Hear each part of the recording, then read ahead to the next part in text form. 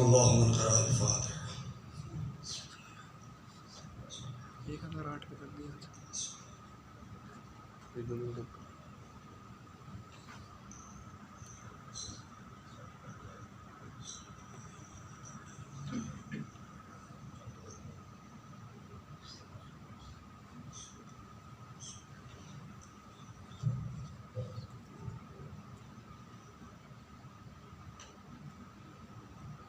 لا حول ولا قوة إلا بالله العلي العظيم. حسبنا الله ونعم الوكيل، نعم المولى ونعم النصير. أعوذ بالله السميع العليم من الشيطان اللعين الرجيم. بسم الله الرحمن الرحيم. الحمد لله الذي لم يتخذ صاحبة ولا ولدا ولم يكن له شريك في الملك ولم يكن له ولي من الذل وكبره تكبيرا. اللهم صل على محمد وآل محمد. والصلاة والسلام والتحية والإكرام على النبي الأمي المكي المدني القرشي الهاشمي الأبطحي سيدنا ومولانا ومقتدانا وهادينا أبي القاسم محمد. اللهم صل على محمد وعلى أهل بيته الطيبين الطاهرين المعصومين المظلومين الذين أذهب الله عنهم الرجس وطهرهم تطهيرا.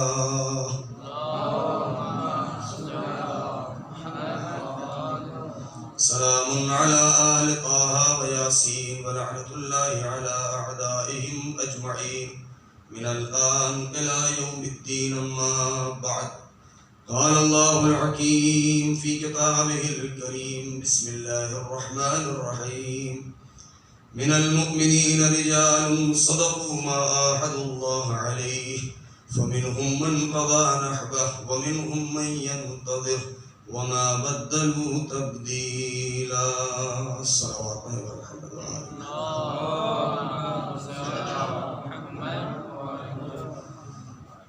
عزیزان محترم علماء کرام عبداللہ عزیز، بہرحال ناظرین محترم اور برادر عزیز نے جو القاب دیے اور جس انداز سے خطاب فرمایا ہے، میں اس کا لائق نہیں ہوں. ان کی بزرگواری ہے، اپنی بے وضاحتی کا اعتراف ہے مجھے، اور بہرحال حق و استادی انہوں نے عطا فرمایا ہے، ایسا کچھ نہیں ہے. ایک صلوات پڑھیں بر محمد و آل محمد.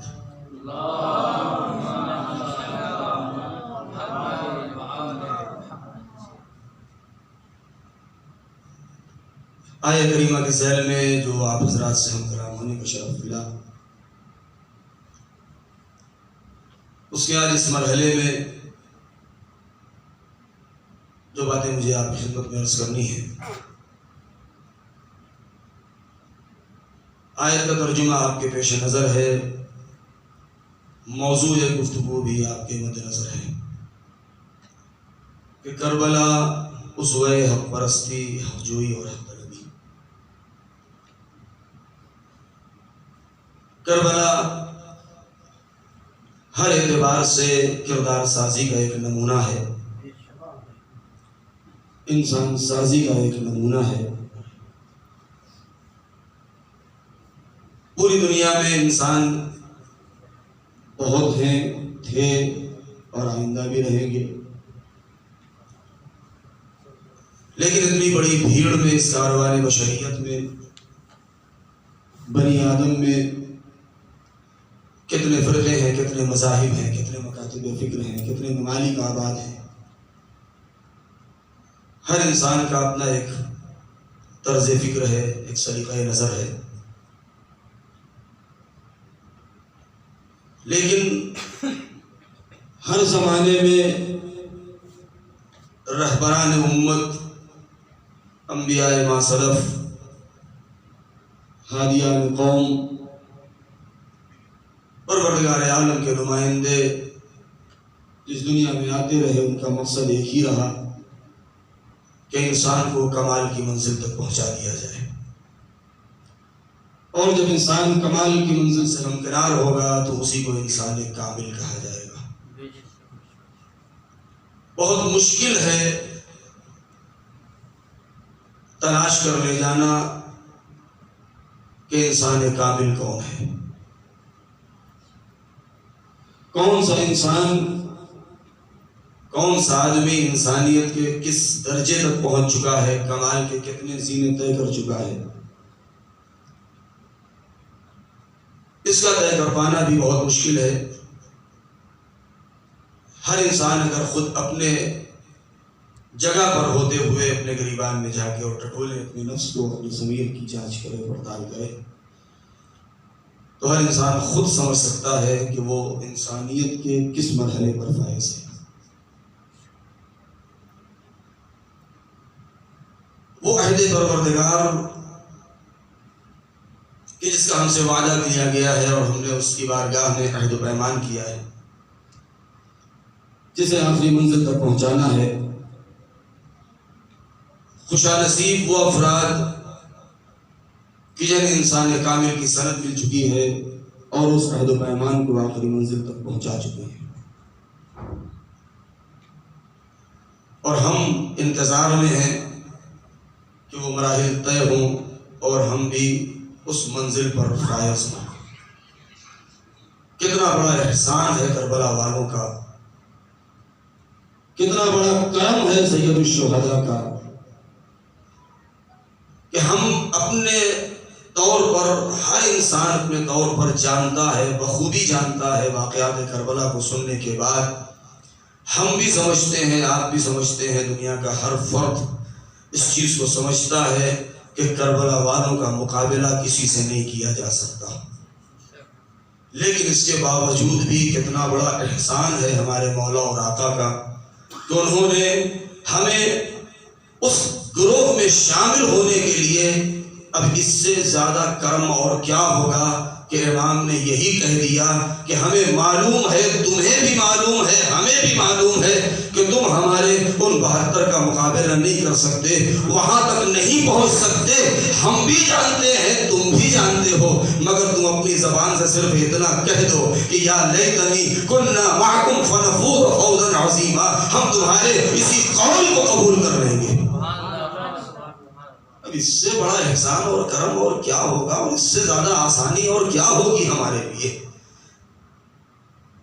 بہت سے ایسے واقعات علماء کی سیرت ہمارے اور آپ کی نگاہوں کے سامنے ہیں کہ جنہوں نے، وہ واقعات مجھے نہیں پڑھنا، آپ جانتے ہیں کہ جنہوں نے یہ تمنا کی کہ کاش کہ ہم بھی ہوتے تو سعید و زہیر کی طریقے سے تیر کو روکتے، اور پھر ان کا انجام کیا ہوا آپ جانتے ہیں۔ لیکن امام نے مرحلہ امتحان میں بھی نہیں رکھا کہ اتنے سخت امتحان سے ہم کو گزرنا پڑے۔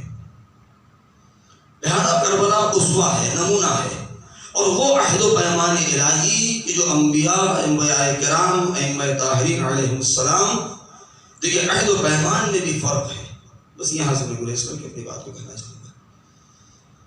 ہر انسان سے پروردگار عالم نے، کل جو میں نے کہا تھا کہ کچھ عقلی عہد و پیمان ہے، کچھ فطری عہد و پیمان ہے، لیکن ہر ایک کے عہد و پیمان میں اور قول و قرار میں فرق ہے۔ عام انسانوں سے پروردگار عالم نے اس کی وسعت، اس کی استطاعت اور اس کی تاب و توان و طاقت و توانائی کے اعتبار سے عہد و پیمان لیا ہے۔ انبیاء ما سلف ہیں، انبیاء کرام ہیں، سید المرسلین ہیں، اولو العزم پیغمبران ہیں، ان سے جو عہد و پیمان لیا ہے وہ ان کے دائرے کے اعتبار سے اور ان کی استطاعت کے اعتبار سے عہد و پیمان لیا ہے۔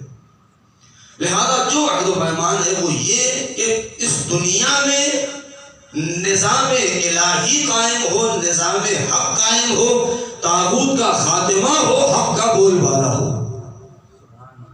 اور اسی طاغوت کے خاتمے کے لیے، حق کا بول بالا اور پرچار کرنے کے لیے انبیاء کرام کا سلسلہ شروع کیا ہے۔ اور پروردگار عالم اب یہاں سے جو بات ہے وہ یہ ہے کہ حکومت قرآن مجید میں ہم اور آپ پڑھتے آئے ہیں لن یجعل اللہ للکافرین علی المؤمنین سبیلا، کہ ہمیشہ حق حکومت اگر کسی کو حاصل ہے تو وہ مومنین کو، وہ نمائندگان پروردگار کو۔ تنگ نظری سے ذرا باہر نکلیں، اپنی نگاہ میں وسعت ڈالیں، اپنی فکر کو تھوڑا وسیع کریں۔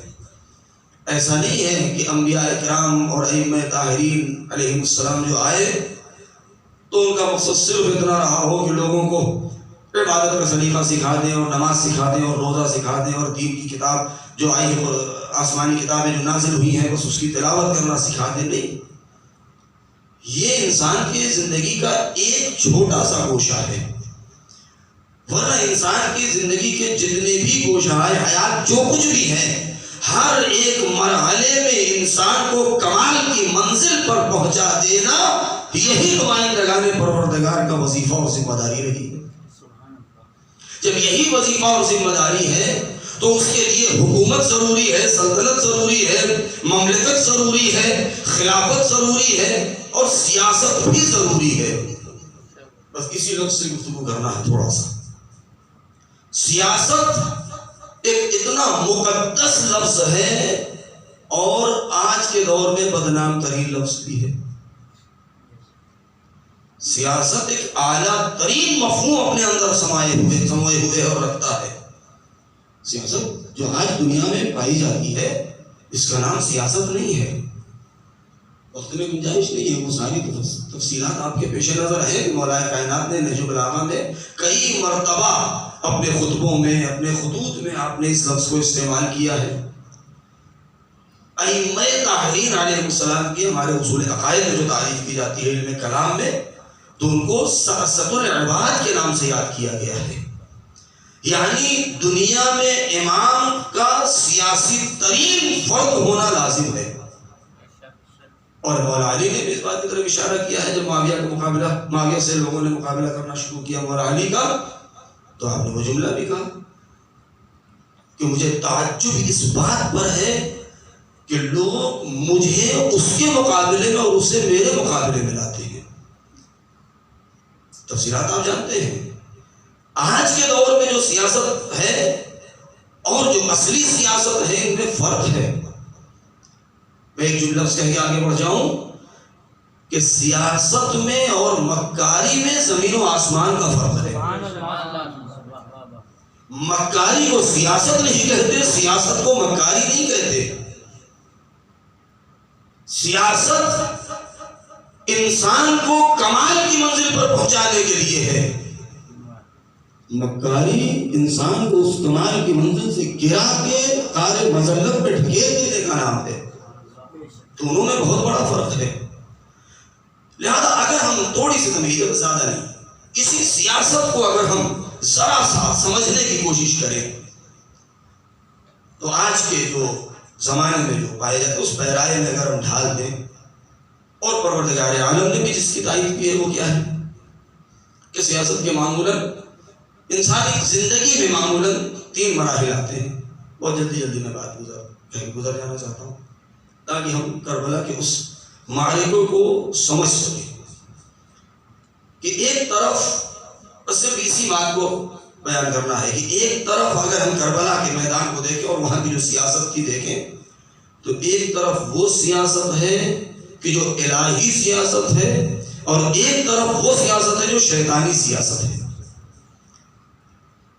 یہ دونوں چیزیں کربلا کے میدان میں واضح ہیں۔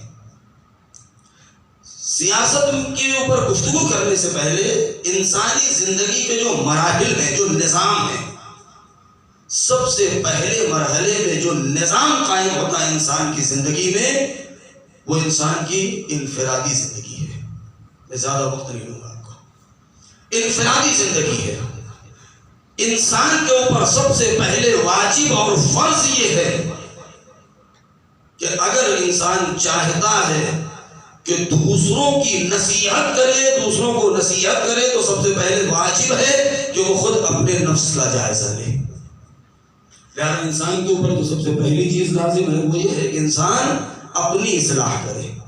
اپنے نفس کا جائزہ لے، اپنے کو سدھارے، اپنے کردار کو آراستہ کرے، اپنے اخلاق کو سنوارے، اور اس کے بعد اپنے نفس کو پاک و پاکیزہ اور طیب و طاہر بنائے۔ کیوں؟ اس لیے کہ جب تک انسان اپنے نفس کے اوپر قابو نہیں پا سکتا ہے تب تک دوسروں کے اوپر قابو نہیں پائے گا۔ لہذا انسانی زندگی میں سب سے پہلی چیز جو ہے وہ یہ ہے کہ انسان اپنے نفس کا تزکیہ کرے، اپنے نفس کو پاک کرے، اپنے اوپر قابو حاصل کرے، اپنے نفس کو اپنے کنٹرول میں رکھے، اپنے گریبان میں جھانک کے دیکھے، اپنے نفس کا جائزہ لے، اپنے کمالات کا امتحان لے کہ ہم ابھی کمالات کے کس منزل پر پہنچے ہیں، ابھی ہم نے علم کتنا حاصل کیا، ابھی ہمارے پاس ہنر کتنا ہے، ابھی ہمارے پاس فن کتنا ہے، معاشرے میں ہماری آبرو کتنی ہے، ہماری عزت کتنی ہے، ہمارا وقار کتنا ہے، لوگوں میں ہماری حیثیت کیا ہے۔ پہلے انسان اپنے آپ کا جائزہ لے، تب جا کے باہر قدم نکالے اور دوسروں کے اوپر کھونس جمانے کی کوشش کرے۔ لہذا سب سے پہلا مرحلہ یہ ہے۔ جب اس سے انسان آگے بڑھتا ہے تو دوسرا مرحلہ دائرہ تھوڑا وسیع ہو جاتا ہے، دائرہ ذرا وسیع ہو جاتا ہے، اور وہ وسیع دائرہ کہ اب انسان کا اختیار اپنے نفس سے باہر نکل کے اب ایک دوسرا نظام جو قائم ہوتا ہے وہ انسان کے گھر کا نظام ہے۔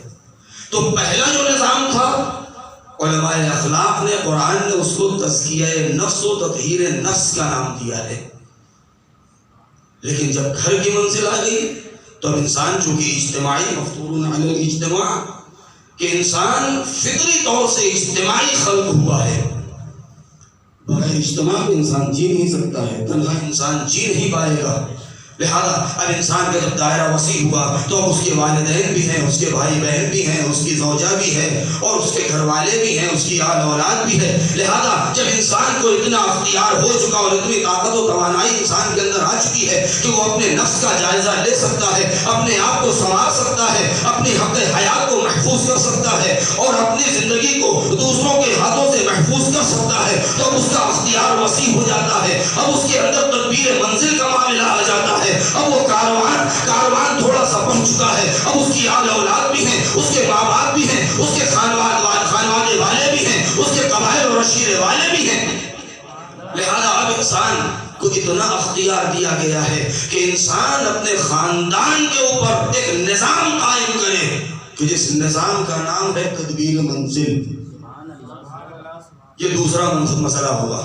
تو پہلا مسئلہ اپنے نفس کو آراستہ کرے، تطہیر کرے، تزکیہ نفس کرے، خود سازی کرے۔ دوسرا مرحلہ کہ اب انسان اپنے نفس سے آگے بڑھ کے اپنے گھر والوں کا جائزہ لے اور ان کی اصلاح کرے، اپنے نفس کی اصلاح کے بعد اپنے خاندان والوں کی اصلاح کرے۔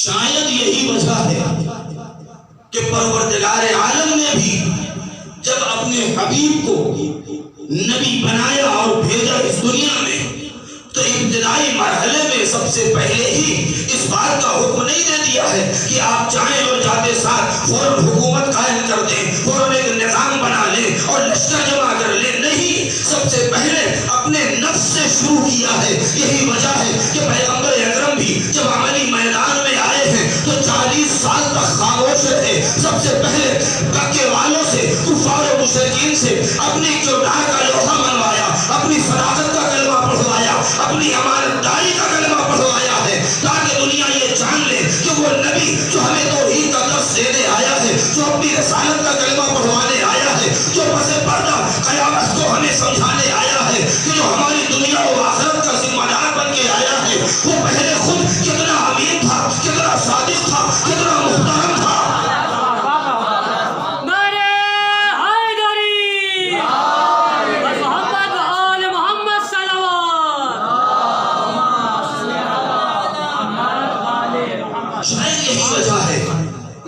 کسی کبھی اس سے پہلے ایک مجلس میں کہا تھا، اب بات آ گئی ہے اس لیے میں تکرار کرنا چاہتا ہوں کہ اگر ہم نبی کی حیات کا جائزہ لیں تو آج معاشرے میں جب کسی انسان کو جب کوئی نالائق نکل جاتا ہے تو جب ماں باپ کے قابو میں نہیں آ پاتا ہے اور وہ اپنے دوستوں سے، احباب سے معاشرے میں شکایت کرتے پھرتے ہیں، یا معاشرے کے لوگ جب ماں باپ سے شکایت کرتے ہیں کہ تمہارا بیٹا جوان ہو گیا ہے، وہ نالائق ہے، وہ ظالم ہے، وہ حاضر و اوباش ہے، تو فوراً لوگ جواب میں کیا کہتے ہیں کہ یہ تو سماج کا اثر ہے، یہ تو معاشرے کا اثر ہے۔ بہت توجہ چاہتا ہوں، یہ معاشرے کا اثر ہے، یہ سماج کا اثر ہے، لیکن پروردگار عالم نے اس چیز کو پہلے ہی باطل قرار دے دیا ہے کہ کل دنیا یہ نہ کہنے پائے کہ کسی کے اوپر معاشرے کا اثر ہوتا ہے، سماج کا اثر ہوتا ہے۔ اگر انسان کا نفس طیب و طاہر ہے، انسان اگر خود چاہ لے تو نہ معاشرے کا اثر ہوگا، نہ سماج کا اثر ہوگا، نہ ماحول کا اثر ہوگا۔ اور اس کو ثابت کرنے کے لیے یہی وجہ ہے کہ پیغمبر اکرم کو پروردگار عالم نے ایسے ماحول میں بھیجا ہے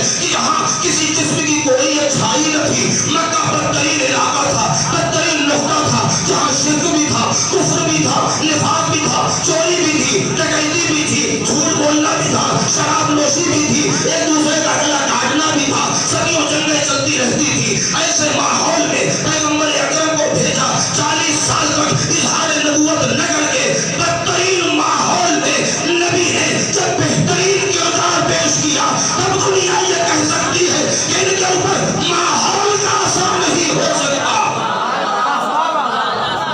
سبحان اللہ، سبحان اللہ۔ صلوات پڑھیں بر محمد و آل محمد۔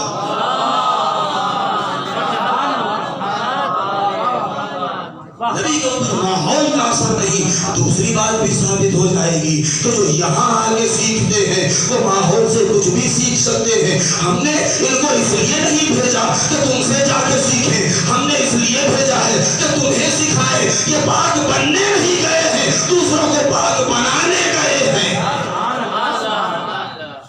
لہذا 40 سال تک نبی نے اپنی کردار، اپنی صداقت کا لوہا بنوایا، اور جب اس مرحلے سے آگے بڑھے تو اب پروردگار عالم نے دوسرے مرحلے میں قدم رکھا۔ کیوں؟ اس لیے کہ نظام کا پہلا مرحلہ خود سازی، دوسرا مرحلہ قبیلہ سازی، خانوادہ سازی، گھر کی اصلاح، اپنے آل اولاد کی اصلاح، اپنے گھر کا نظام انسان درست کرے۔ جب وہ اس کے اوپر بھی کامیاب ہو جائے تب تیسرے مرحلے میں کہ اب انسان کے اندر اتنی صلاحیت ہے کہ اب گھر سے باہر نکل کے کسی شہر یا کسی ملک کا نظام سنبھال سکتا ہے یا دنیا کا نظام سنبھال سکتا ہے۔ جو اپنے ہی اصلاح نہ کر پائے وہ دوسروں کی اصلاح کیا کرے گا؟ جو خود ہی بھٹکا ہوا ہو وہ دوسروں کو راستہ کیا دکھائے گا؟ جو خود دوسروں کی ٹھوکروں میں پڑا ہو وہ دوسروں کو ٹھوکروں سے کیا بچائے گا؟ جو خود ہی ذلیل ہو وہ دوسروں کو عزت کرنا کیا سکھائے گا؟ لہذا نبی کو پہلے مرحلے میں خاموش تبلیغ، کیا مطلب؟ کونوا دعاة الناس بغیر السنتکم، لوگوں کو دعوت دو اپنی زبان کے علاوہ۔ نبی کا پہلا مرحلہ، زبان سے کچھ نہیں کہا، ایسا کردار پیش کر دیا۔ ابھی ہم نے ایک جملہ یاد آ کے میں کہہ دوں کہ پیغمبر میں محمد اور آل محمد کا سب سے بڑا جو کمال ہے وہ یہی ہے کہ دشمن کے اندر اتنی جرأت تو ہے کہ گلا کاٹ دے، مگر آج تک تاریخ میں کسی کے اندر اتنی ہمت نہ پیدا ہوئی جو محمد اور آل محمد کے دامن کردار پر انگلی اٹھا سکے۔ لہذا اب دوسرے مرحلے میں جب قدم رکھا تو آواز دیا، وَانذِرْ عَشِيرَتَكَ الْأَقْرَبِينَ، عشیرتک الاقربین۔ اے میرے حبیب، آپ نے اپنے نفس کا مظاہرہ کر دیا، اب آپ اپنے قرابت داروں کو ڈرائیے، اب آپ اپنے گھر والوں کی اصلاح کیجئے۔ لہذا نبی نے گھر والوں کی اصلاح کرنا شروع کیا۔ اب وہ واقعہ آپ جانتے ہیں، بہتر جانتے ہیں واقعہ ذو العشیرہ کا، کہ کیسے کیسے افراد موجود تھے کہ جنہوں نے نبی کو آغوش میں کھلایا ہو، جنہوں نے نبی کا بچپنا بھی دیکھا ہو، نوجوانی بھی دیکھی ہو، جوانی بھی دیکھی ہو، شادی سے پہلے کے حالات بھی دیکھے ہوں، شادی کے بعد کے حالات بھی دیکھے ہوں۔ 40 سال تک جس نے نبی کو آگے سے پیچھے سے دائیں سے بائیں سے ہر اعتبار سے دیکھا ہو، جس نے نبی سے ایک کر کے اور ایک غلطی بھی نہ دیکھی ہو، جب نبی کچھ کہہ رہے ہیں تو نبی کو کبھی جادوگر کہہ رہے، کبھی مجنون کہہ رہے، کبھی دیوانہ کہہ رہے ہیں، کبھی شاعر کہہ رہے ہیں۔ یہ گھر والے ہیں، لیکن نبی نے اس مرحلے میں بھی، بہت توجہ چاہوں گا، نبی نے اس مرحلے میں بھی اس کامیابی کا مظاہرہ کیا ہے اور اس منزل پر فائز ہوئے کہ انفرادی صورت میں اپنے نفس کا کلمہ پڑھوائے، اپنی طہارت کا، اپنی صداقت کا، اپنی امانت داری کا، اور جب وانذر عشیرتک الاقربین کا حکم آیا تو نبی اس مرحلے میں، اور جب اس مرحلے کو بھی نبی نے سر کر لیا ہے تو اب اگلا مرحلہ آتا ہے کہ اے نبی اب آپ نے خاندان والوں کی اصلاح بھی کر دی ہے۔ بہت توجہ چاہوں گا، اب یہاں پر ٹھہر کے ایک جملہ کہنے کا دل چاہتا ہے کہ پیغمبر اکرم کا دائرہ کار، ان کا دائرہ اختیار اور ان کا تصرف صرف اپنے گھر والوں پہ ہی محدود نہیں تھا۔ اگر نبی کے کارنامے کو دیکھنا ہے تو نبی کے کارناموں کے ساتھ میں جب نبی کا ذکر ہوگا تو نبی کے اہل بیت کا ذکر کرنا بھی واجب ہوگا، اور جب نبی کے اہل بیت کا تذکرہ ہوگا تو نبی کے اصحاب کا تذکرہ بھی کرنا ہوگا، اس لیے کہ جب تک ان تینوں کا تذکرہ نہیں ہوگا تب تک نہ نبی کی محنتوں کا اندازہ ہم لگا سکتے ہیں، نہ ان کے کردار کا اندازہ لگا سکتے ہیں، نہ ان کی کامیابی اور اس کے نتیجے کا اندازہ لگا سکتے ہیں۔ اس لیے کہ پہلا مرحلہ تزکیہ نفس کرنا، دوسرا مرحلہ معاشرے میں، تیسرا مرحلہ یہ ہے کہ نظام عالم کو سنبھالنا، اور نظام عالم کو جب سنبھالنا ہے تو بہرحال اس کے جو بھی اصول اور جو بھی ارکان ہیں اس کی لازم ہے، ضروری ہے، لہذا میں بات کو اس رخ پر نہ جانے دوں، مختصر کر دوں کہ اگر نبی کے کارنامے کو یہاں پر ہمیں دیکھنا ہے تو پیغمبر اکرم کہ اگر حالات کا جائزہ لیں، ان کے اہل بیت کا جائزہ لیں تو ممکن ہے کوئی یہ کہے کہ نبی کا کارنامہ یہ ہے کہ انہوں نے مولا علی جیسے افراد کی تربیت کر دی ہے، طیب و طاہر بنایا، اپنے نفس کے بعد جناب فاطمہ زہرا سلام اللہ علیہا، حسن حسین جیسے، تو پلٹ کے قدرت آواز دے گی کہ میرے نبی کے کارنامے کو دیکھنا ہے تو یہاں پہ نہ دیکھو، اگر نبی نے ان کو پاک بنایا ہے تو پھر آیت تطہیر میں میں نے کیا کیا ہے؟ اس لیے کہ پروردگار عالم کا بھی ایک وظیفہ اور ایک ذمہ داری ہے۔ اگر نبی کے کارنامے کو دیکھنا ہے تو اصحاب کا تذکرہ کریں تو ان کی محنتوں کا اندازہ ہوگا کہ نبی کا کارنامہ اور ان کی محنت وہ ہے کہ نبی نے سلمان بنا دیا، موسیٰ بنا دیا، لقداد بنا دیا، عمار بنا دیا۔ اگر نبی کے کارناموں کو دیکھنا ہے تو اصحاب اجلہ کو دیکھو، ان کے کردار اور سیرت کو دیکھنا ہے تو آئے نبی کے کردار کو دیکھو۔ لہذا یہ دوسرا مرحلہ۔ تیسرا مرحلہ کہ اگر انسان اس مرحلے سے بھی کامیاب نکل جائے، اور تیسرے مرحلے میں کہ اسے کسی ملک کا یا شہر کا یا کہیں کا والی بنا دیا جائے اور اس کے نظام اس کے ہاتھ میں آ جائے، تو اس کے لیے کیا ضروری ہے کہ جب تک انسان اپنی اصلاح نہیں کرے گا خاندان کی اصلاح نہیں کر سکتا، جب تک خاندان کی اصلاح نہیں کرے گا تب تک معاشرے کی اصلاح نہیں کر سکتا۔ لہذا ضرورت اس بات کی ہے کہ معاشرے کی اصلاح کرنے کے لیے، نظام سیاست قائم کرنے کے لیے انسان کو اس سے پہلے اپنے خاندان کی سیاست کو صحیح کرنا ہوگا، خاندان سے پہلے اپنے نفس کی اصلاح کرنا پڑے گا۔ اب یہاں پر آنے کے بعد وہ جملہ کہنا چاہتا ہوں کہ اگر انسان کسی موڑ پر ایسے مرحلے پر آ جائے کہ انسان کو اس بات کا اختیار دے دیا جائے کہ تمہارے سامنے دو طریقے کے افراد موجود ہیں، کچھ وہ ہیں کہ جنہوں نے اپنے نفس کو پاکیزہ بنا لیا، کچھ وہ ہیں کہ جنہوں نے اپنے نفس کو پاکیزہ نہیں بنایا ہے، تو بتاؤ کہ تم نظام کائنات کس کے حوالے کرو گے؟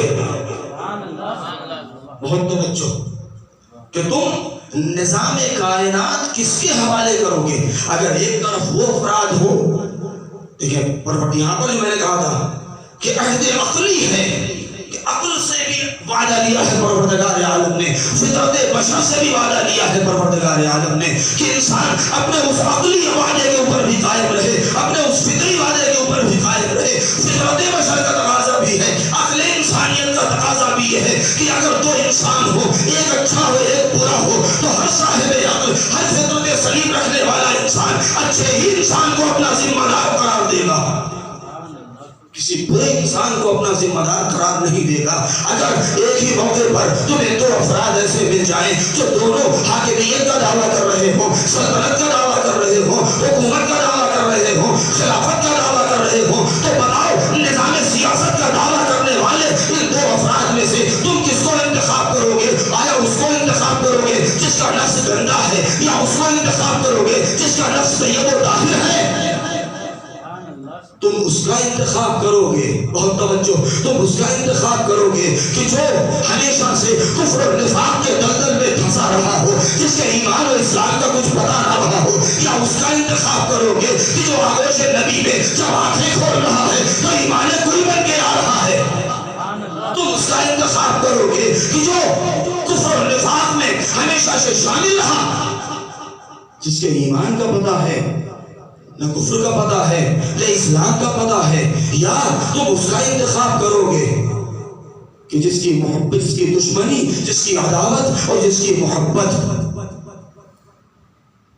کفر, نفاق اور ایمان کی علامت بن جائے؟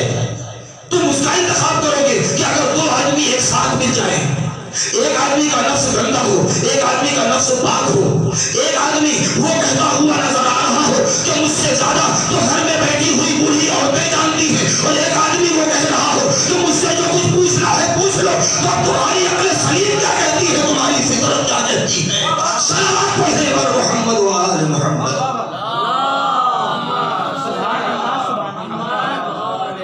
لہذا ضرورت ہے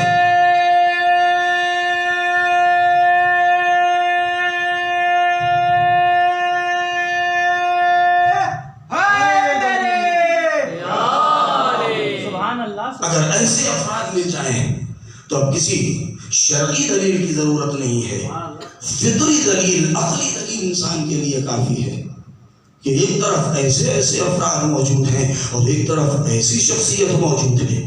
لہذا ہر فطرت سلیم, ہر عقل سلیم ایسے ہی انسان کا انتخاب کرے گی. اب اگر دو شخصیتیں ایک ساتھ مل جائیں کہ دونوں کا نفس پاک ہو, دونوں طیب و طاہر ہو, دونوں تقویٰ کے اعلیٰ منزل کے اوپر فائز ہو, لیکن دونوں میں فرق یہ ہو, ایک وہ ہو کہ جس نے اب خود سے اپنے نفس کو پاک بنایا ہو, دوسرا وہ ہو جس کے نفس کو خدا نے پاک بنایا ہو, تو آپ بتاؤ کہ ان دونوں میں کس کا اختیار کرو گے؟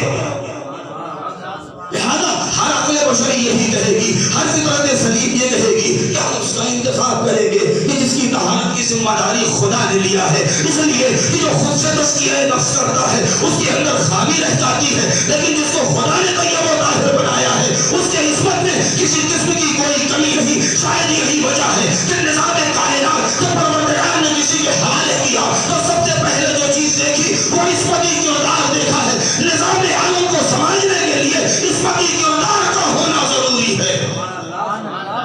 جب عصمتی کردار ہوگا تب جا کے پروردگار عالم اتنے بڑے نظام کو اس کے حوالے کرے گا. اب دنیا یہ نہ کہے کہ صرف ایک ہی نفس کو پروردگار نے کیوں خرید لیا ہے, دوسرے نفس کو کیوں نہیں خریدا. نفس نفس کی بات ہوتی ہے, پروردگار عالم کی مرضی مقابلے میں ہے. ہر نفس اس لائق نہیں ہوتا کہ خدا کی مرضی اس کے مقابلے میں آ سکے. لہذا یہ ہے نظام. اب یہاں سے وہ اصلی بات, یہاں پہنچنا ہے مجھے کہ کربلا کو سمجھنا ہے ہمیں. لہذا سیاست جو اپنائی ہے پیغمبر اکرم نے, مولا کائنات نے, امام حسن مجتبیٰ نے, سرکار سید الشہداء نے, اور وہ سیاست جو اپنائی ہے ابو سفیان نے, ابو سفیان کے بعد کے لوگوں نے, وہ 2-3 مرحلوں نے جو رسول کے بعد آئے ہیں زبردستی خلافت پر قبضہ کیا ہے, اور اس کے بعد یزید کے باپ نے اور خود یزید نے. لہذا ان دونوں طرف کی سیاستوں کو دیکھتے چلے جائیں تو کربلا کی حقانیت اور کربلا کا اسوہ بننا, حق طلبی, حق جوئی اور حق پرستی کا ماننا کدھر اجاگر ہے اور کدھر باطل پرستی ہے, یہ بالکل صاف واضح ہو جائے گا اگر ہم ابتدا سے نظر کریں. پیغمبر اکرم کی جو سیاست رہی ہے بہت تفصیل ہے, مدتیں گزر جائیں گی اس کے اوپر گفتگو کرنے میں, لیکن صرف 1-2 نمونے. پیغمبر اکرم مکے سے کس انداز سے نکالے گئے, تاریخ آپ کے مد نظر ہے. ستایا گیا، پریشان کیا گیا. 3 سال سے لے کر کے 5 سال تک وہ شعب ابی طالب میں کیسی کیسی مصیبتیں برداشت کی ہیں کہ جو انسان پڑھ لے اس کے رونگٹے کھڑے ہو جائیں. انسان برداشت نہیں کر سکتا.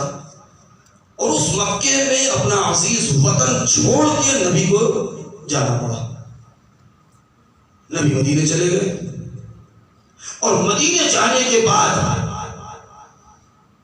6 سال کے بعد، جب 6 سال کے بعد نبی مکے جا رہے ہیں، اب وہ ساری بحثیں آپ کے مد نظر ہیں کہ سن 2 ہجری میں جنگ بدر ہوئی، پھر جنگ احد ہوئی، پھر خندق ہوئی، پھر خیبر ہوئی.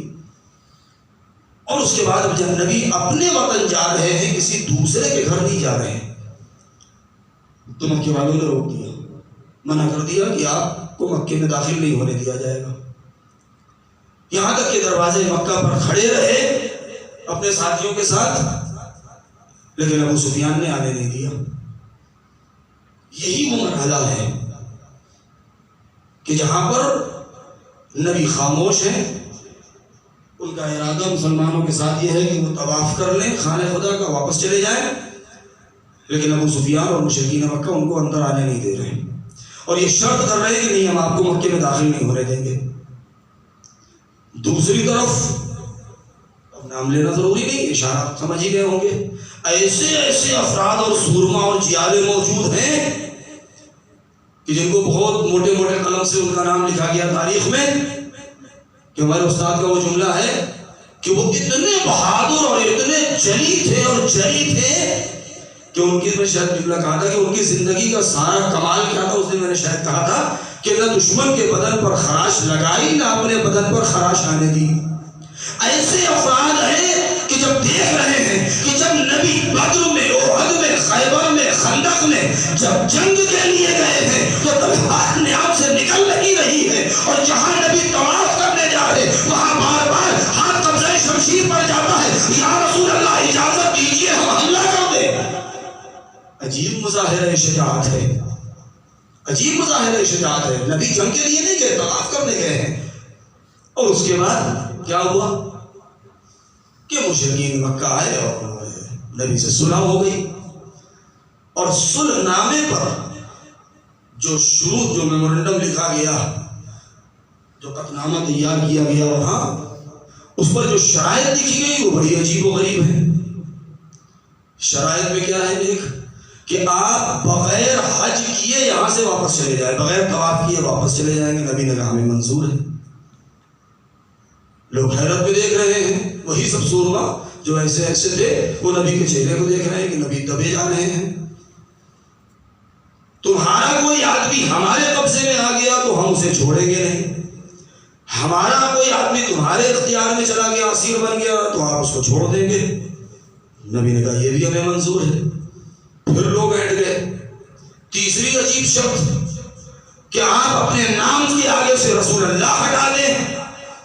نبی نے کہا وہ بھی ہمیں منظور ہے.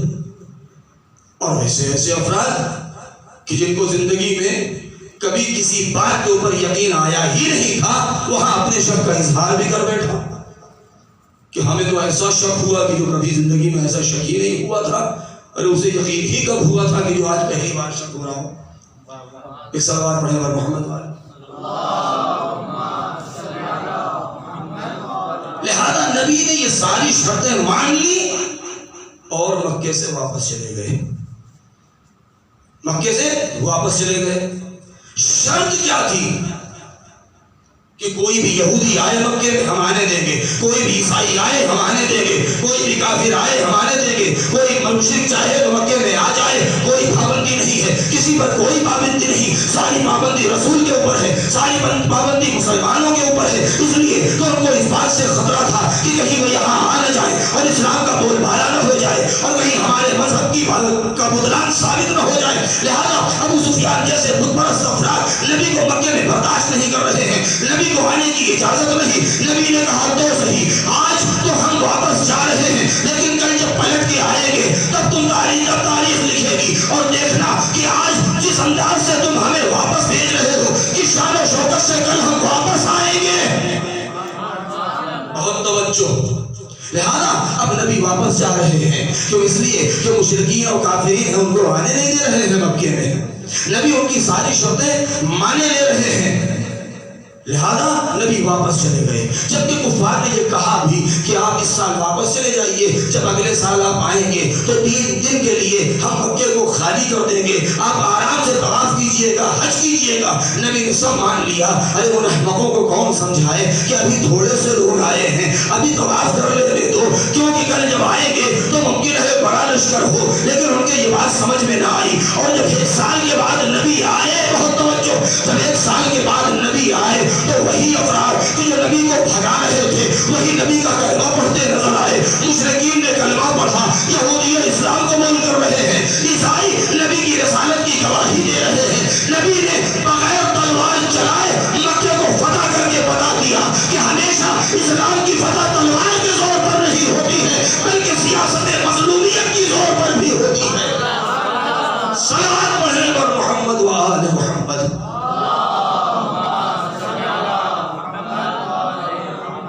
یہ نانا کی سیاست ہے، مولائے کائنات۔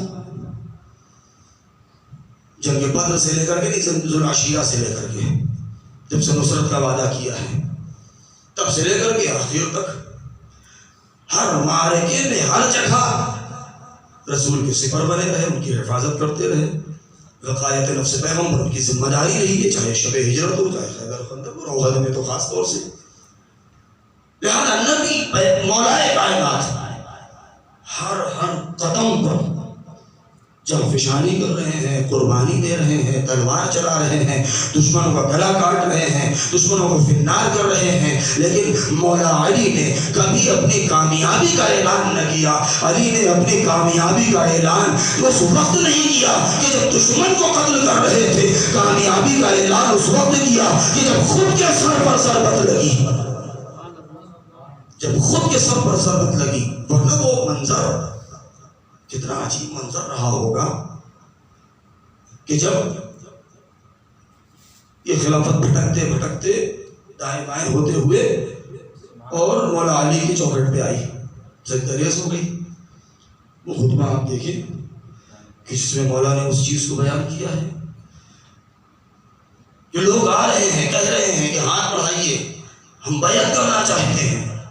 مولا علی کہہ رہے ہیں تمہارے بیعت کی ہمیں کوئی ضرورت نہیں ہے، عقیلونی چھوڑو ہمیں، چھوڑو، تم لوگ جاؤ جس کے پاس دل چاہے چلے جاؤ، ہمیں تمہاری حکومت کی ضرورت نہیں ہے۔ لیکن آخر میں جب حجت تمام ہو گئی تو مولا علی نے بیعت کر لی، بیعت لے لی لوگوں سے، اور لوگوں نے بیعت کر لی مولا کے ہاتھ پر۔ جناب ابن عباس سے جو وہ خطبہ منسوب ہے، خطبہ شمسیہ، اس کے ایک ایک کلمات کو پڑھیں، کیا عجیب انداز سے بیان کیا ہے مولا نے۔ جب فرمایا کہ مولا کچھ بیان کیجئے تو آپ نے کیا کہا؟ لقد تقمص ابن ابي قحافة وانه يعلم ان محلي منها محل القطب من الرحى ينحدر عني السيل ولا يرقى الي الطير۔ کتنا بہترین لفظ استعمال کیا ہے، شرحوں کو دیکھیں، شارحین نے اس لفظ تقمص کی جو تعریف کی ہے، قمیص پہن لیا، تقمص کے بدن پہ آ نہیں رہی مگر زبردستی چڑھا لیا، ٹھوس لیا۔ یعنی وہ کرتا جو کسی چھوٹے بھائی کا یا بڑے بھائی کا ہو، اپنے بدن میں فٹ نہ آ رہا ہو اور اس کو زبردستی انسان پہن لے تو کیسا لگے گا؟ یہی حال خلافت کا ہوا۔ لقد تقمص ابن ابي قحافة، کیا وہ قحافہ کے بیٹے نے قمیص خلافت کو زبردستی اپنے تن پر چڑھا لیا جبکہ اسے معلوم تھا کہ اس کے بدن پہ فٹ نہیں آ رہی ہے۔ وَأَنَّهُ يَعْلَمُ أَنَّ مَحَلِّي مِنْهَا مَحَلَّ الْقُطْبِ مِنَ الرَّحَى، جبکہ وہ جانتا تھا اس بات کو کہ خلافت میں میرا مقام وہی ہے جو خلافت جو چکی کے درمیان اس کیل ہوتی ہے کہ جس کے اوپر اس پتھر اس کیل کے محور پر گھومتا ہے۔ یعنی چاہے پہلی خلافت ہو، چاہے دوسری ہو، چاہے تیسری ہو، چاہے کوئی بھی مرحلہ ہو، علی نے اس بات کا اعلان کر دیا کہ اگر میں ایک لمحے کے لیے بھی درمیان سے ہٹ جاتا، خاموش ہو جاتا، تو نہ سلطنت چل پاتی، نہ حکومت چل پاتی، نہ خلافت چل پاتی۔ خلافت کی چکی گھوم رہی تھی تو میرے اشارے پر گھوم رہی تھی۔ صلوات پڑھے گا محمد و آل محمد۔ ينحدر عني السيل ولا يرقى إلي الطير. علم و عرفان کے چشمے ہماری وجود سے پھوٹتے ہیں، ہماری بلندی تک دائرہ میں فکر و خیالات کے بالوں پر پہنچ نہیں سکتے. لہذا مولانا کائنات کوفے کے بعد کوفے میں جب آپ آئے، آپ نے سیاست مظلومیت خوارج کے مقابلے میں علی مظلوم رہے. لہذا جب سر پر ضربت لگی تو اپنی کامیابی کا اعلان کیا. یہ باپ ہیں امام حسین اسلام کے، ادھر یزید کے باپ کو دیکھیں، ادھر ابو سفیان کا ذکر ہو چکا ہے، ادھر رسول کا، ادھر امام حسین کے باپ کا، ادھر یزید کا باپ. امام حسن علیہ السلام سے صلح ہونے کے بعد بس آخری مرحلہ ہے. جب وہ کوفے پہنچا ہے اور کوفے میں اس نے تقریر کیا ہے، خطبہ دیا ہے معاویہ نے، تو اس نے عجیب فکر کہا کہ یا اہل الکوفہ، اے کوفے والوں، اے حسن کے ماننے والوں، اے حسن کے اصحاب، اتنا یاد رکھنا، انی ما قاتلتکم لتصلوا وتصوموا وتزکوا وتحجوا. میں نے تم سے اس لیے قتال نہیں کیا ہے، جب نہیں کیا تم پر حملہ نہیں کیا ہے کہ تم نماز پڑھنے لگو، روزہ رکھنے لگو، حج کرنے لگو، زکات دینے لگو. بل انما قاتلتکم لان آمر علیکم، میں نے تو اس لیے حملہ کیا ہے اور تم سے قتال کیا ہے تاکہ تمہارے اوپر حکومت کر سکوں. لہذا ایک طرف ولایت کا جذبہ ہے، دوسری طرف حکومت کا جذبہ ہے. ایک طرف عبادتیں ہیں، دوسری طرف ظلم ہے. ایک طرف ظلم ہے، دوسری طرف صبر ہے. ایک طرف ظلم کی سیاست ہے، دوسری طرف صبر اور مظلومیت کی سیاست ہے. یہ دوسرا تیسرا مرحلہ. اب خود یزید کے زمانے میں دیکھیں کہ حسین ابن علی جب یزید کے مقابلے میں آ رہے ہیں تو پہلے دن کا جملہ میں دوسرے دن کا جو میں نے کہا تھا کہ اگر حسین چاہتے تو 30,000 کے مقابلے میں لاکھوں کا مجمع اکٹھا کر سکتے تھے، لیکن حسین ہمیشہ وہی سیاست کو اپناتے رہے جو نانا نے استعمال کی، جو باپ نے استعمال کی، جو بھائی نے استعمال کی. یزید بھی وہی سیاست اپناتا رہا جو باپ نے استعمال کی، جو دادا نے استعمال کی. اور تو چاہوں گا وہی سیاست اپنائی. اور شاید یہی وجہ ہے کہ حسین ابن علی نے میدان کربلا میں اس بات کا اعلان کر دیا، اپنی شہادت کے بعد اس پوری تاریخ کو دہرا دیا اور آواز دی، ہو یزید تو غلط سمجھ رہا ہے، تو دھوکے میں رہ گیا. اتنا یاد رکھ، میں اپنے نانا اور اپنے بھائی کی سیرت پر قائم ہوں، تو اپنے باپ اور دادا کی سیرت پر قائم ہے، لیکن دونوں کا نتیجہ دیکھ لے کہ کیا ہونے والا ہے. میرا نتیجہ یہ ہوگا کہ میرا بیٹا قیدی بننے کے باوجود بھی تیرے ہاتھ پر بیعت نہ کرے گا، اور تیرا بیٹا حکومت پانے کے بعد بھی ٹھوکر مار دے گا. صلوات پڑھیں پر محمد و آل محمد. لہذا حسین نے بھی وہی سیرت اپنائی ہے. عجب نہیں دنیا کہے کہ آپ لشکر اکٹھا کر لیتے، یزید کے مقابلے میں قیام کر لیتے، کوفے والے آپ کے ساتھ ہو جاتے، بہت سے شام والے آپ کے ساتھ ہوتے، حجاز مکہ مدینہ طائف یثرب والے آپ کے ساتھ ہوتے، لیکن حسین نے آواز دی نہیں، میں اپنے نانا کی سیرت پر قائم رہوں گا، اس لیے کہ نتیجہ دینا ہے. کل نانا جب مکے میں پہنچے ہیں 1 سال کے بعد تو یہودیوں نے بھی کلمہ پڑھا، عیسائیوں نے بھی کلمہ پڑھا، مشرکین بھی اسلام لے آئے. حسین نے جب سیاست مظلومیت کو اختیار کیا ہے تو کربلا میں اس بات کو واضح کر دیا کہ اگر میں نے مظلومیت کی سیاست کو نہ اپنایا ہوتا، اپنے باپ اور نانا کی سیرت پر اگر میں قائم نہ رہتا، تو اتنا یاد رکھو عیسائیت سے ٹوٹ کے وہم نہ آتا، مشرکین سے ٹوٹ کے حر نہ آتا، اور اس باطل کے گروہ سے نکل کر ظاہر قائم نہ آ جاتے. صلوات پڑھیں پر محمد و آل محمد.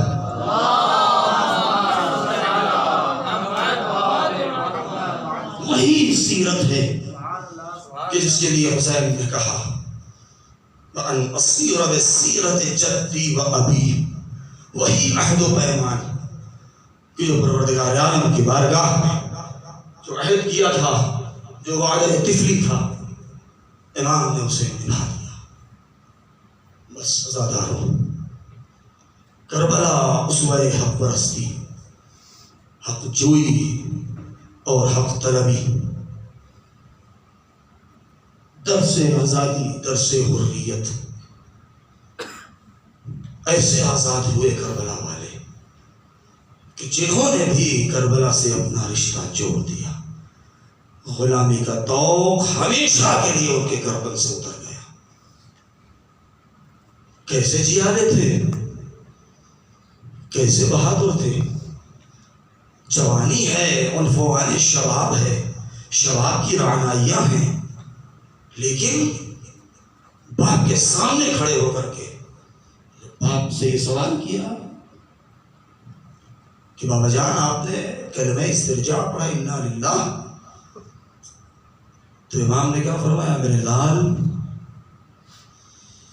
ابھی میری آنکھ لگ گئی تھی تو میرے کانوں تک یہ آواز پہنچی کہ یہ قافلہ آگے آگے جا رہا ہے، موت اس کے تعاقب میں ہے۔ رگوں میں جوانی کا خون تھا، ہاشمی خاندان، علی کا پوتا حسین کا بڑا معمولی بات ہے، عباس کا بھتیجا غیظ میں جلال میں آ کے بابا جان کیا مذائقہ ہے، کیا ہم حق پہ نہیں ہیں؟ میرے لال ہم حق پہ نہیں ہوں گے تو کون ہوگا؟ وہی جملہ مولا علی نے کیا فرمایا، انی لا ابالی بالموت۔ علی ابن ابی طالب موت کی پرواہ نہیں کرتا۔ ان علی ابن ابی طالب آنس بالموت من الطفل بثدی امہ، یہ علی کا جملہ ہے کہ علی موت سے اتنا آشنا ہے جتنا ایک بچہ شیرخوار اپنے ماں کے دودھ سے۔ علی اکبر نے جواب دیا کہ بابا جان پھر کیا، موت ہم پر آ پڑے یا ہم موت پر جا پڑے، ہمارا سلام ہو علی اکبر کے اس حوصلے پر۔ میں کہوں گا اے مولا، اے آقا، اے شہزادے، آپ نے اپنے باپ سے یہ بات تو کہہ دی لیکن کہیں ماں نہ سن لے، اس لیے کہ ماں کے دل میں جو تمنا ہے، جو آرزو ہے، جو امنگیں ہیں کہ میرا بیٹا جوان ہو رہا ہے، اس کے سر پر صحرا سجے گا، شبیہ رسول ہے۔ ہائے حسین کو کتنا سکون ملتا تھا اپنے بیٹے کو دیکھ کر کے، کتنا سکون ملتا تھا۔ کتنی روایتیں ہیں ایسی کہ جس میں مولا نے یہ فرمایا تھا، میرے لال جب میں اپنے نانا کی زیارت کا مشتاق ہوتا تھا تو میں تجھے دیکھ لیا کرتا تھا۔ وہ زینب کہ جس نے اکبر کو پالا تھا، تاریخ پڑھیں جناب علی اکبر کی، جناب ام لیلہ ماں تھی، مگر جو محبت اکبر کو زینب سے تھی اور زینب کو اکبر سے، اس کی کوئی مثال نہیں ہے۔ بعض لوگوں نے اس چیز کو لکھا ہے کہ جب جناب علی اکبر کی ولادت ہوئی اور جناب زینب پہنچی ہیں اور بچے کو گود میں لیا ہے، پھر نہیں اتارا، 18 سال تک زینب نے پالا ہے۔ اسی لیے رخصت کے وقت کہا دے، میرے لال کیا تجھے اسی دن کے لیے 18 سال تک پالا تھا؟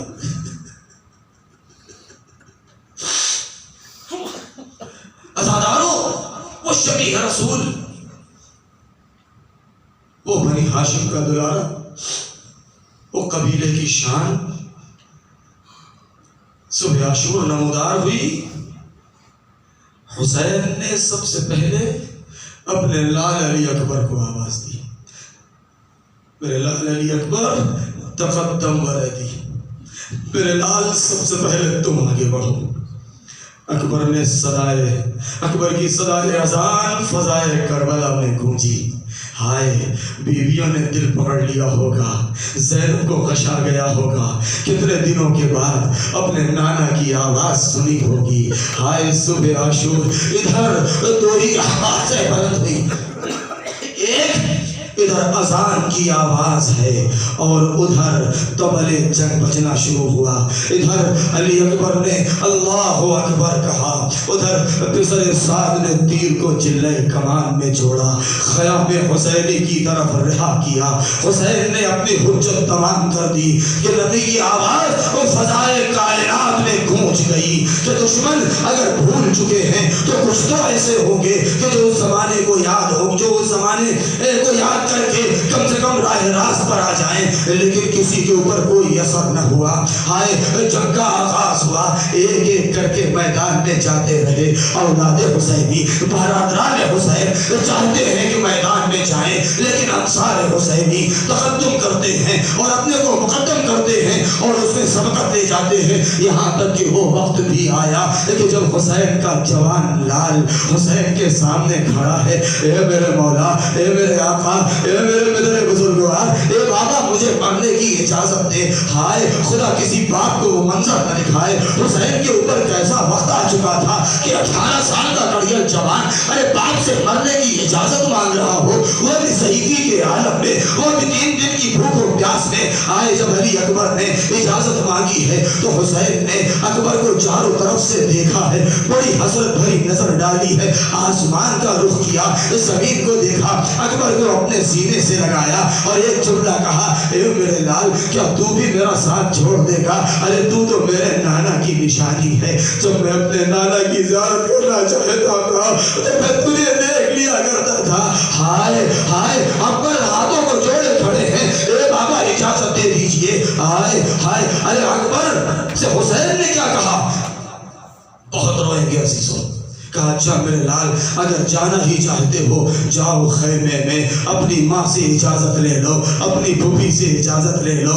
ہائے اکبر خیمے میں آئے اور آنے کے بعد بیویوں کو خدا حافظ کہا۔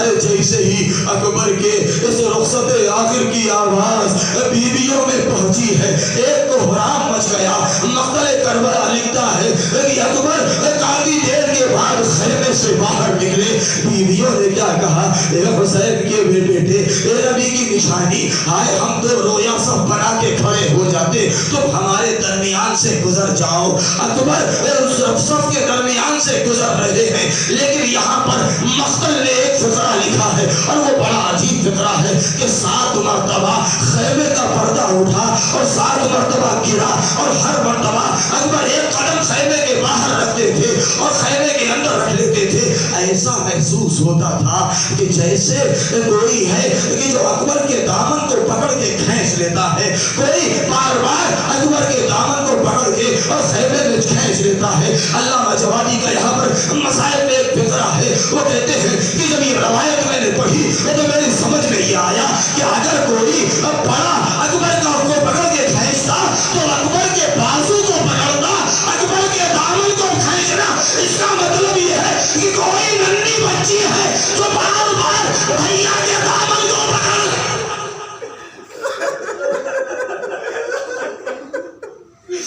اے بھیا نہ جائیے، اے بھیا نہ جائیے۔ ہائے اکبر رخصت ہو کے حسین کے سامنے آئے، مولا نے اکبر کو سجایا، سجانے کے بعد ہاتھوں کو آسمان کی طرف اٹھایا، آواز دی اللہم اشہد ہؤلاء القوم قد برز الیہم غلام اشبہ الناس خلقا وخلقا ومنطقا برسولک۔ پروردگار اس قوم پر گواہ رہنا کہ ہم نے اس کو بھیج رہا ہوں جو رفتار و گفتار میں بہتر نبی کا مشابہ تھا۔ اکبر کو گھوڑے پر سوار کیا، حسین نے کلیجہ تھام لیا، ایک جملہ کہا، اے میرے لال جاؤ خدا حافظ و ناصر، مگر اتنا یاد رکھنا محلا محلا ذرا دھیرے دھیرے جانا، اور اے اکبر جب تک میرا تیرا ساتھ رہے ارے مڑ مڑ کے دیکھتے رہنا۔ آئے اکبر جا رہے ہیں، مڑ مڑ کے دیکھتے جا رہے۔ ایک بار جو مڑ کے دیکھا تو کیا دیکھا؟ ارے ضعیف باپ کمر تھامے چلا آ رہا ہے۔ اکبر گھوڑے سے اتر گئے، اے بابا آپ نے تو رخصت کر دیا تھا۔ حسین نے کہا اے میرے لال کاش کہ تم صاحب اولاد ہوتے تو اندازہ ہوتا کہ جوان کو موت کے منہ میں بھیجتے ہوئے ضعیف باپ کے دل کا کیا حال ہوتا ہے۔ اکبر رخصت ہوئے، ارے عظیم جنگ کرتے کرتے زخموں سے چور گھوڑے سے نیچے آئے، آواز دی اے بابا مدد کو آئیے۔ ارے حسین دوڑے۔ میں ایک جملہ ہمیشہ پڑھتا ہوں کہ تاریخ کہتی ہے کہ جب حسین دوڑے ہیں تو چل نہ سکے، کئی مرتبہ منہ کے بل گر گئے۔ ہمیں نہیں معلوم کہ آخر یہ 18 سال کی موت میں ایسا کون سا اثر ہے کہ امام کے پاس قوت صبر بہت ہوتی ہے، مگر 2 مرتبہ کسی معصوم کو گرتے دیکھا ہے۔ پہلا معصوم تب گرا کہ جب چھوٹے چھوٹے حسن و حسین مدینے میں گھر میں آئے اور آگے کہا بابا بابا